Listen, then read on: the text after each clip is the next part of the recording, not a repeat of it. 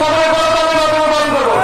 তুমি ভাইরা বিএনপির পক্ষ থেকে আপনাদের কেউ নিয়ে যারা চলে গেছে তারা আপনার প্রতি শ্রদ্ধা জ্ঞাপন করে আমি আপনাদের সাথে কথা বলতে মনে করছি। প্রিয় ভাইরা, আপনারা জানেন আমাদের পাশে কে ছিল? সেই সময় ছিল আমাদের কান্ডারি, আমাদের আমাদের সবার মনে রাখতে হবে কোনদিন আমাদের সাথে কে ছিল, কে ছিল না। আজকেও সেই উকিলদেরকে আপনারা বিদায় করে দিলেন, আপনারা রাস্তায় বসাই দিবেন না। আমরা অনেক মিটিং দিচ্ছে আওয়ামী লীগের কোন নেতা কর্মীদেরকে যেন না নিয়ে যায়। ভাই আমার যাদের তো আমাদের আসতে পারি নাই সেই সমস্ত নেতা কর্মী আমাদের দরকার নাই।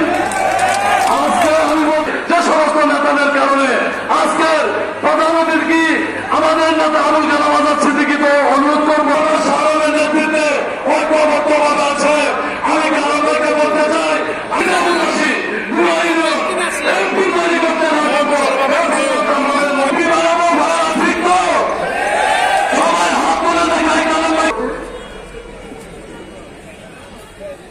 আসসালামু আলাইকুম ওয়ালা তাকুলু লিমান ইউকতালু ফি আজকের এই সমাবেশের প্রধান অতিথি তাকে দিয়ে আজকে আমরা এখানে হাজার হাজার মানুষ উপস্থিত হয়েছি।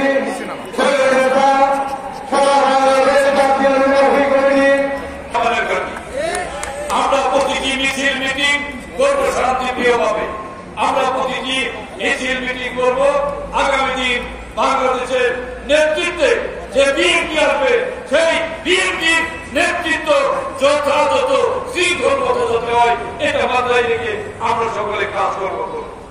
প্রিয় ভাই আমার এখানে হিমের বসে আছে ক্ষমতার থেকে সরানোর জন্য ভারতকে নির্বাচনের জন্য রাজপথে আন্দোলন চলছিল।